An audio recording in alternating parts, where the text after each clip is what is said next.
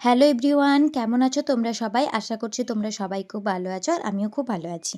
আজকে তোমাদের সাথে একটা হেয়ার স্টাইল শেয়ার করব, যেটা তোমরা হলদি বা মেহেন্দি বা বৃদ্ধি লুকের সাথে অবশ্যই ক্রিয়েট করতে পারো, এমনি পার্টি মেকআপ লুকের সাথেও ক্রিয়েট করতে পারো।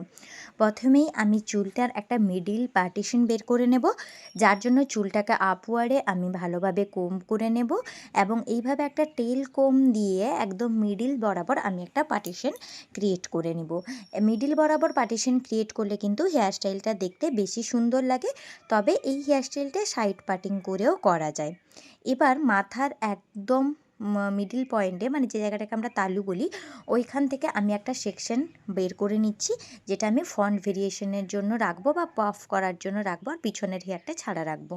যেভাবে তোমরা ক্যামেরাতে দেখলে ওইভাবে আমি পার্টিশনটা বের করে নিলাম। এবার আমি দুদিকে সেমভাবে পার্টিশন করে ক্লিপ লাগিয়ে নিয়েছি, যাতে আমার চুলগুলো এলোমেলো না হয়ে যায়। এবার একদম ছোট্ট ছোট্ট সেকশন, মানে 1 ইঞ্চি মতো সেকশন নিয়ে আমি করে নিব ক্রিম্পিং। যে কোনো হেয়ার স্টাইলের জন্য কিন্তু ক্রিম্পিংটা মাস্ট, আর ক্রিম্পিংটা তোমাদেরকে ভালোভাবে করতে হবে। আমার প্রিভিয়াস ভিডিওগুলোতে সুন্দরভাবে দেখানো আছে কিভাবে ক্রিম্পিং করতে হয়। তোমরা যদি না বুঝতে পারো আমি লিঙ্ক দিয়ে দিচ্ছি, তোমরা গিয়ে চেক আউট করে নিতে পারো। তো যাই হোক, আমি এইভাবে পুরো হেয়ারটাকে ক্রিম্পিং করে নিচ্ছি। এখানে আমি পুরো ক্রিম্পিংটা দেখাইনি, কারণ ওটা অনেকটাই সময় লেগে যাবে, তাই আমি অল্প করে দেখিয়ে দিয়েছি। আগের ভিডিও আপলোড করা আছে, আর লিঙ্ক ডেসক্রিপশন বক্সে আছে। আজকে আমি যে স্প্রেটা ইউজ করছি এটা হলো টাফটের নাম্বার 5+ স্প্রে। এটা দিয়ে তোমরা কাজ করলে তোমাদের সুন্দরভাবে হেয়ারগুলো লক হবে। এবার আমি করে নিব পাফ এরিয়া সেট করার জন্য আমি প্রথম পেছন থেকে ছোট্ট ছোট্ট সেকশন নেব, সি সেকশন, এবং তারপর ওটাকে ব্যাক কম্বিং করে স্প্রে দিয়ে লক করব।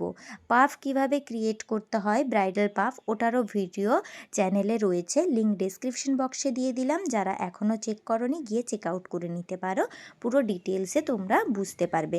তো যাই হোক, তোমাদের সাথে কথা বলতে বলতে আমি প্রায় পাফটা কমপ্লিট করতে ফেলেছি। এটা আমি 2 থেকে 3 বার নেব। একবার মিডল সেকশন, তারপর দুদিকে দুটো সেকশন, এবং তারপর আরও একটু পরিমাণে হেয়ার নিয়ে আমি পাফ এরিয়াটা সেট করব। তার জন্য ভালোভাবে কোম করে নেব। এখানে কিন্তু কোমটা তোমরা দাঁড় করিয়ে আঁচড়াবে না, একটু শুইয়ে শুইয়ে আঁচড়াবে, না হলে তোমাদের ব্যাক কমিংটা পিছনে খুলে যেতে পারে। তো যাই হোক, ব্যাক কম্বিংটাকে ভালোভাবে ফিক্স করে নিয়ে পাফ কতটা তোমরা উঁচু রাখবে সেটা দেখে নিয়ে লক করে দেব। আচ্ছা, এবার আমি করছি সামনের পজিশন।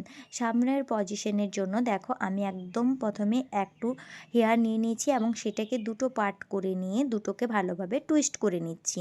তারপর সামনে থেকে অল্প অল্প হেয়ার নিয়ে একটা সেকশন অ্যাড করব আর টুইস্ট করে যাব, যেটা বিনুনির মতো তোমাদেরকে করতে হবে। এটা আমার ক্লাসে ডেমোস্ট্রেশন ছিল, স্টুডেন্টরাও ভিডিও করছিল, তাই হয়তো তোমরা পাশে ফোনটা দেখতে পাচ্ছ।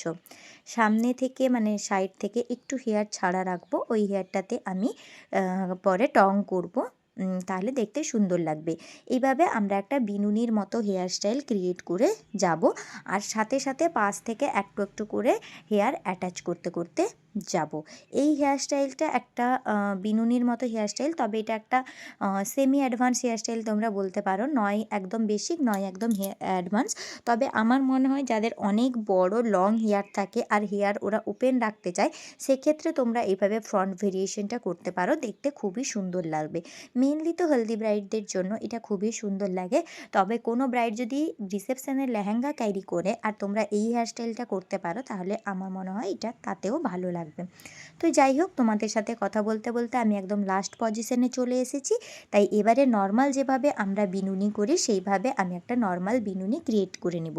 বিনুনিটা কিন্তু তোমরা এখানে লুজ করবে, অনেক বেশি টাইট করবে না, কারণ আমরা সাইড থেকে অল্প অল্প বিনুনিটাকে পুলিং করে দেব, যাতে ওটা একটা ভলিউম দেয় এবং আমাদের হেয়ার স্টাইলটাকে দেখতে সুন্দর লাগে। মানে সাইডের পজিশনটা আমি একটু মারমেডের মধ্যে রাখতে চেয়েছি।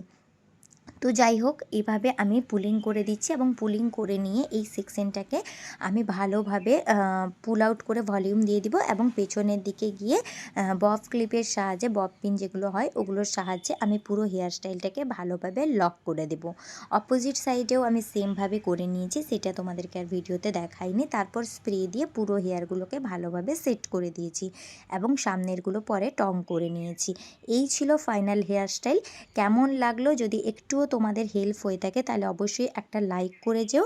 আর যদি চ্যানেলে নতুন হয়ে থাকো তাহলে সাবস্ক্রাইব করে পাশে থেকো। এইভাবে আরও নতুন নতুন টেকনিক এবং টিপস শেখার জন্য about makeup, skin care, beauty. Tata.